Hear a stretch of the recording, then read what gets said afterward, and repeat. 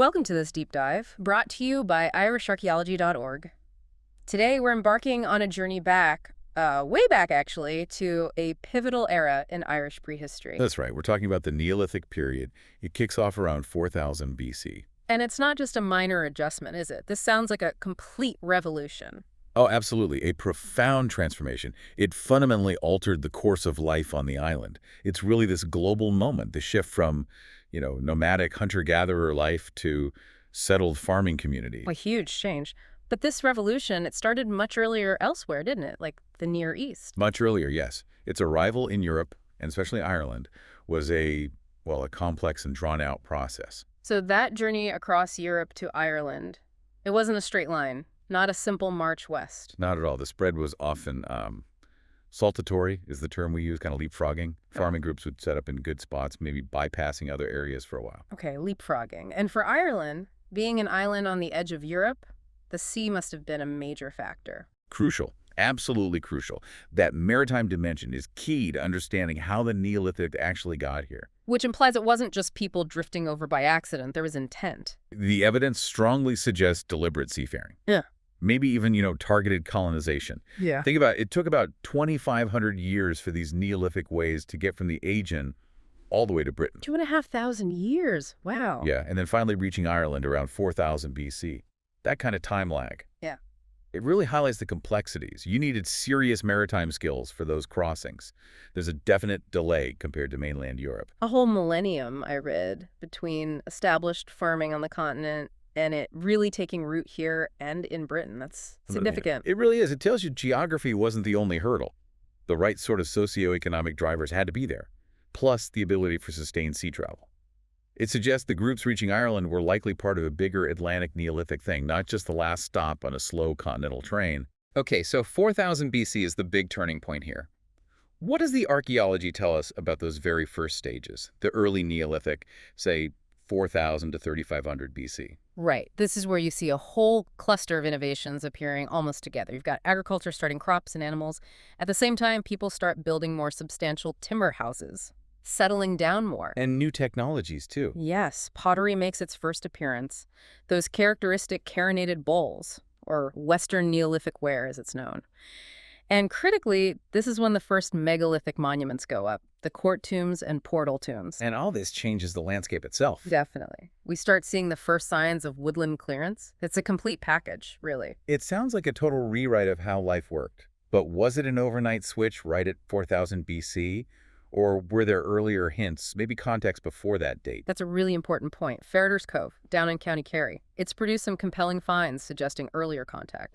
We're talking cattle bones, a sheep's tooth, even a flint knife, dated between about 4350 and 4500 BC. Hold on, domesticated animals. That early, cattle and sheep aren't native to Ireland. Exactly. That's the key. So they must have come over the sea, contact with farming groups elsewhere. Precisely. It's strong evidence for maritime introduction.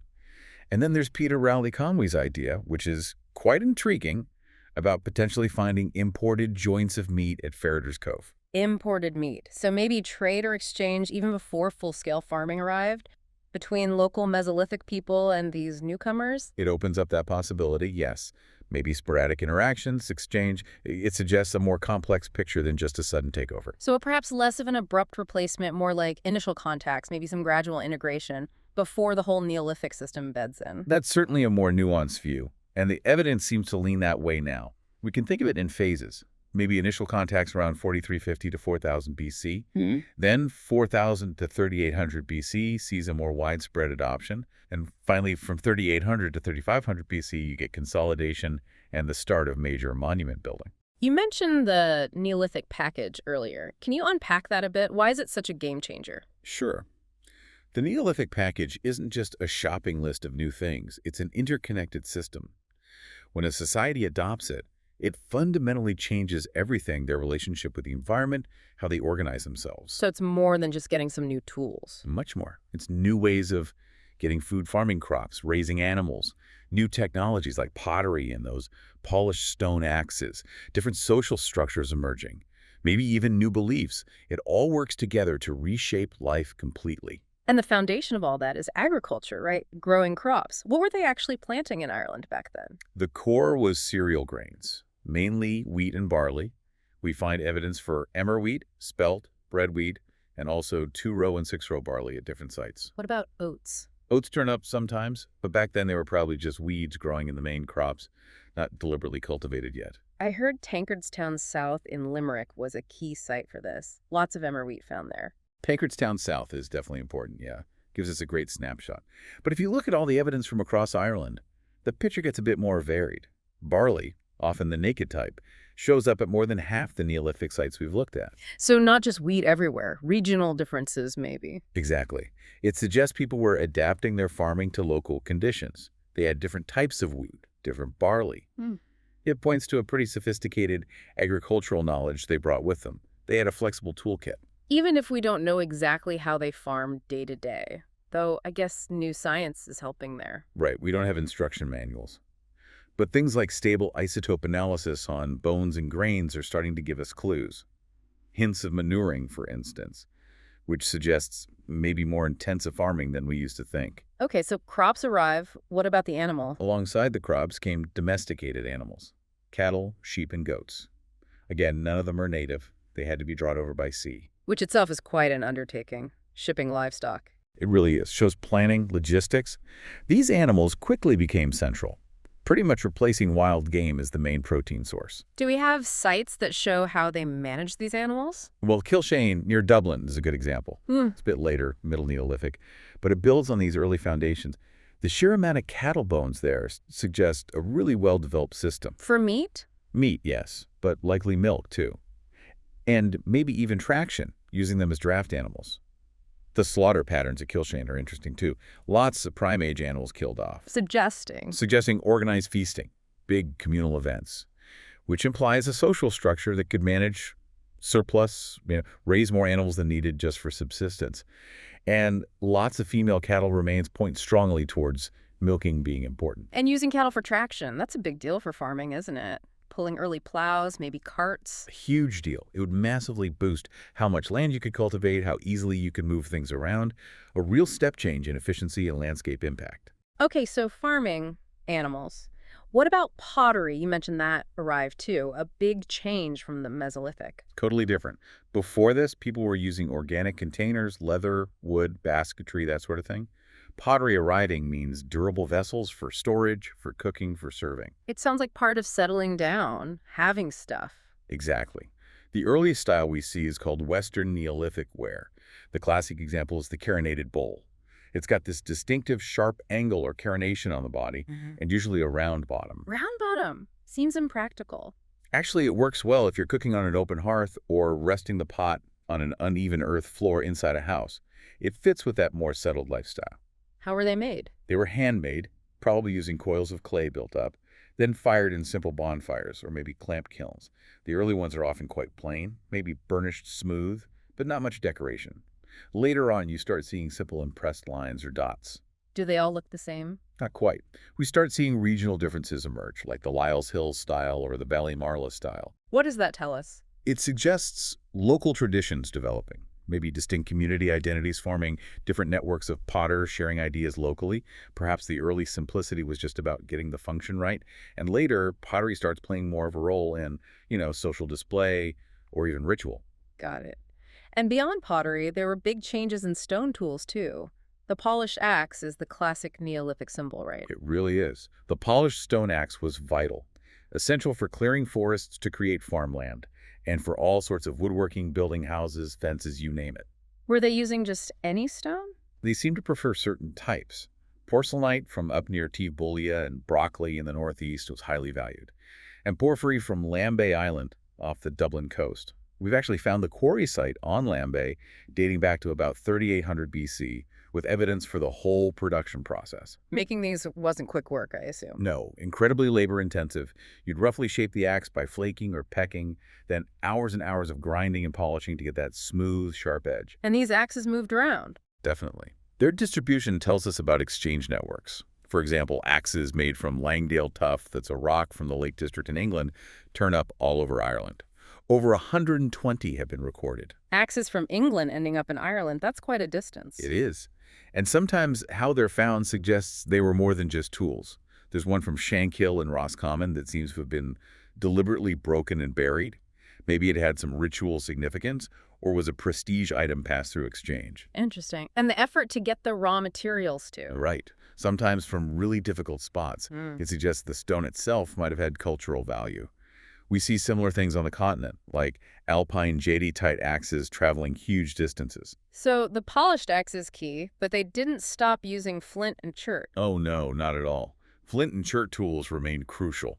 People were still expertly making things like those beautiful leaf-shaped arrowheads, scrapers for hides, knives. Flint knacking skills definitely continued. So taking it all together, the farming, the animals, the pottery, these new stone tools, and as you mentioned, monument building, that's the package that arrives and reshapes everything. That's it in a nutshell, a profound and interconnected set of changes. Okay, let's talk about those monuments, megalithic structures.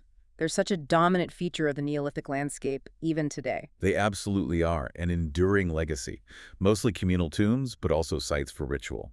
And the earliest types we see appearing in Ireland are the court cairns and the portal dolmens. Court cairns first, then.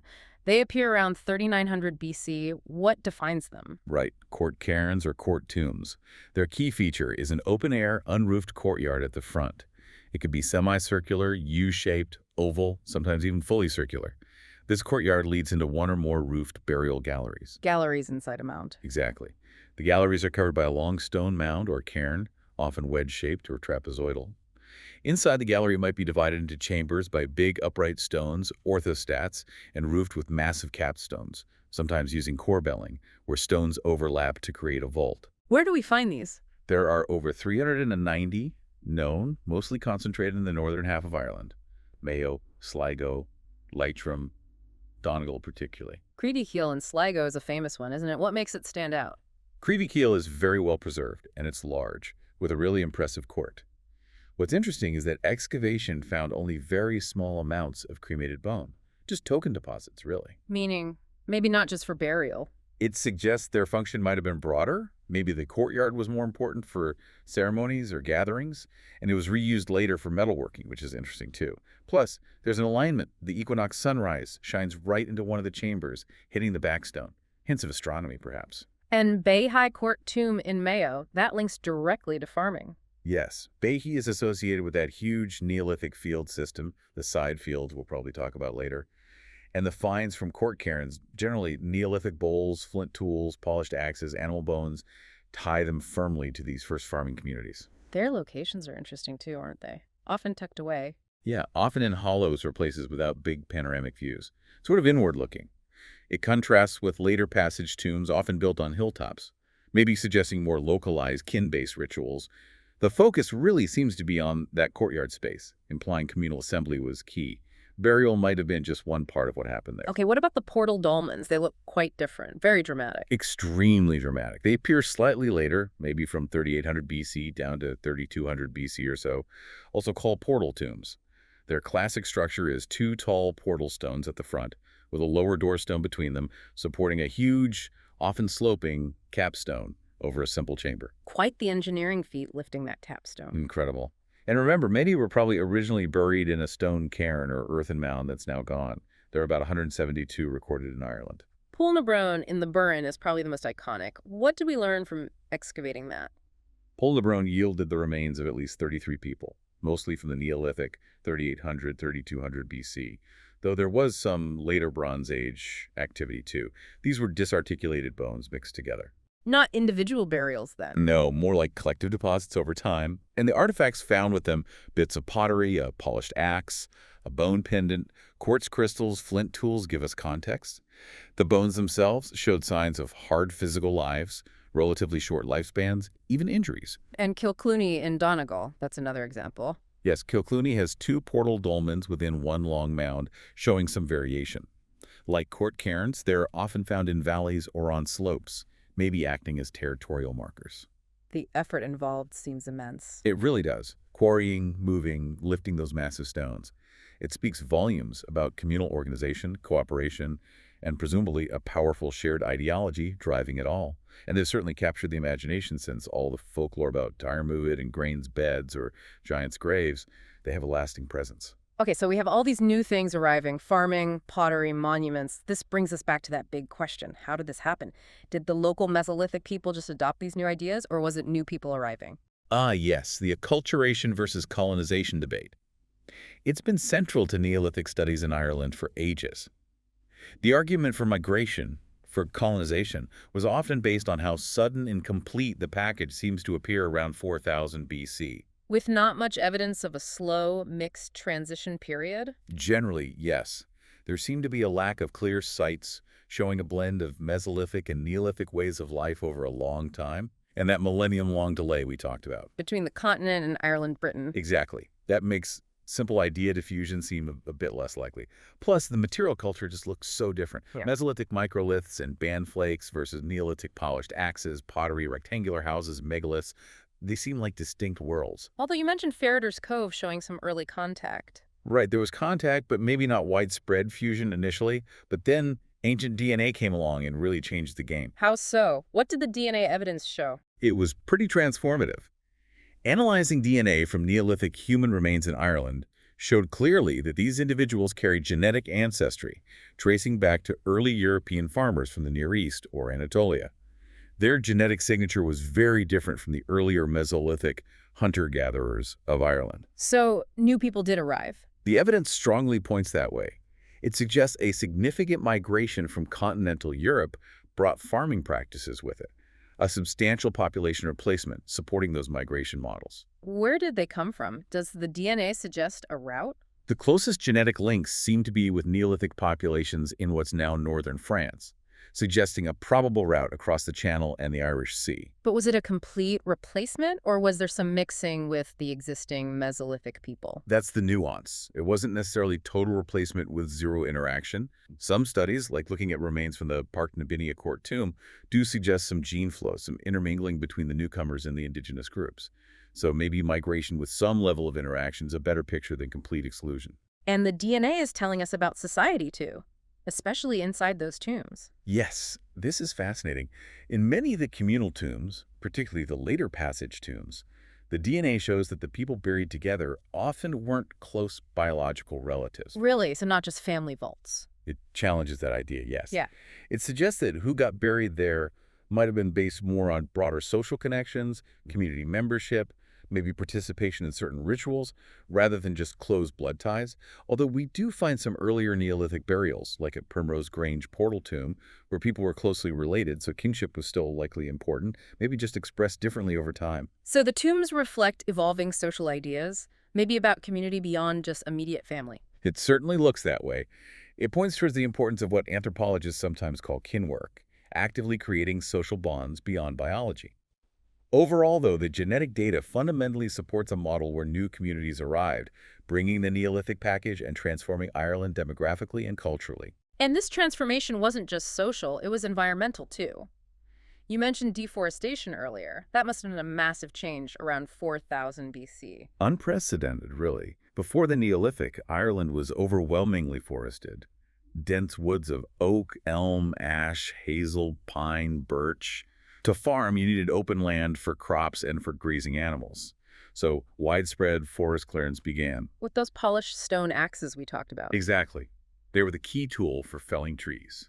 And the cleared timber wasn't wasted. It was used for firewood, building houses, making fences. How do we know this deforestation happened? Palynology is crucial here. That's the study of fossil pollen, usually preserved in peat bogs or lake sediments. Pollen diagrams for the Neolithic period clearly show tree pollen dropping off, including a famous dip called the elm decline, while pollen from grasses, plantain, and weeds associated with farming increases dramatically. Did clearing the forests have knock-on effects? It certainly could have.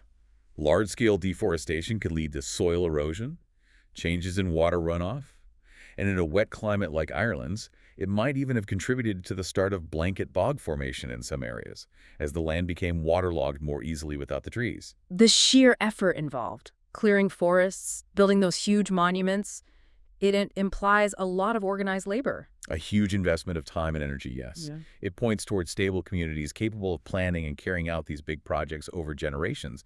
And it wasn't just clearing land, they started organizing it too, building fences, walls, managing the landscape for farming. Which brings us to the side fields in Mayo. That's the most spectacular example of this early land organization, right? It really is an incredible survival.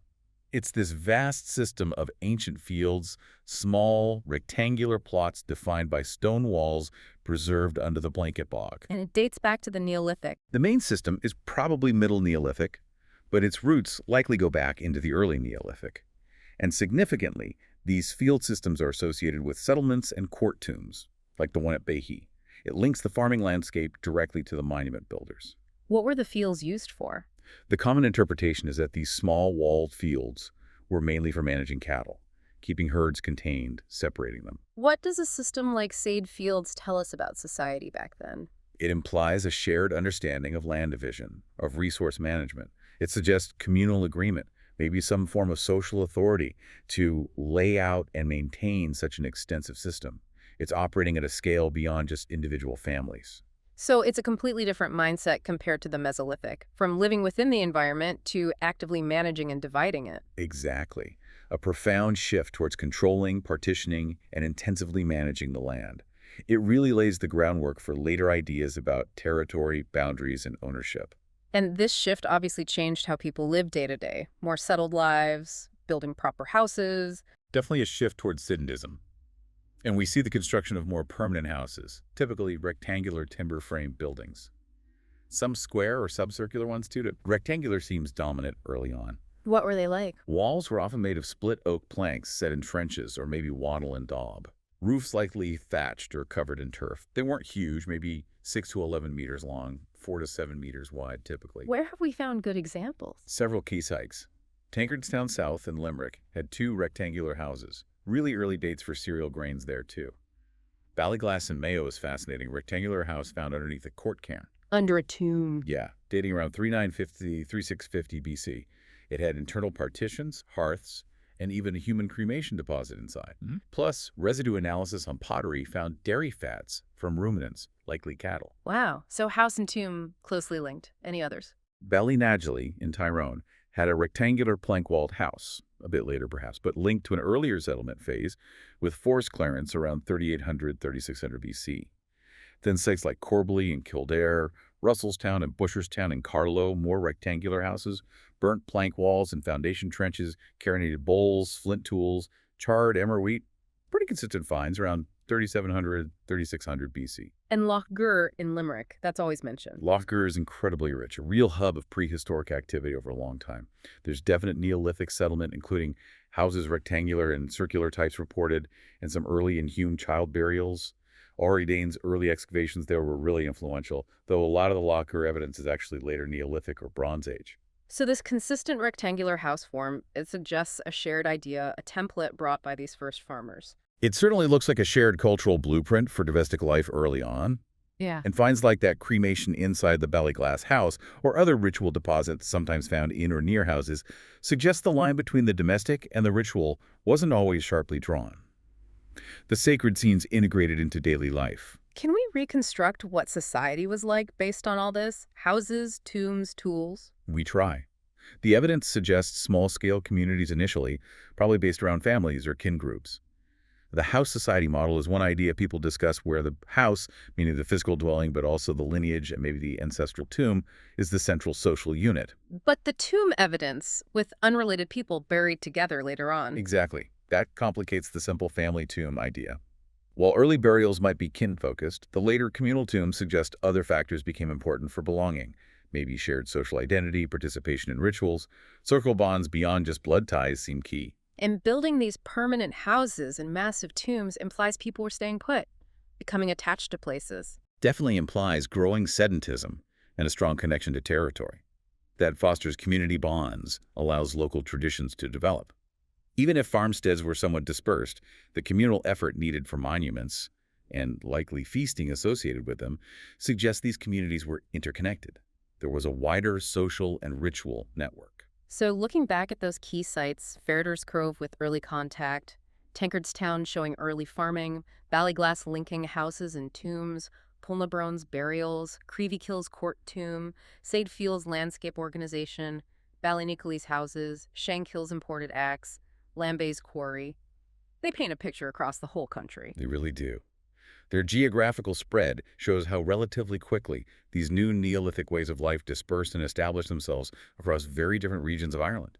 It wasn't monolithic. There was diversity, adaptation to local conditions, evolving community needs, but it was a comprehensive transformation. It's undeniable, then, that period around 4000 BC marks a fundamental turning point, a true revolution. Absolutely. The changes were profound, social, economic, technological, environmental, ideological. It altered everything. And the genetic evidence really cements the role of migrating farming communities in driving that change. Agriculture underpinned so much of its settlement, maybe population growth, social complexity, the ability to mobilize labor for those incredible monuments. And the environmental impact, clearing the forests, starting to manage the land in a structured way. We still live with the consequences of those actions today. The early Neolithic truly laid the foundation for everything that followed in Irish prehistory and history. It sets Ireland's story within that wider European narrative of farming spread, but with its own unique island character. Precisely. A fascinating chapter. It really makes you think how the decisions and actions of people nearly 6,000 years ago continue to echo in the Irish landscape and perhaps even in society today. Something to ponder. Thank you for joining us for this deep dive.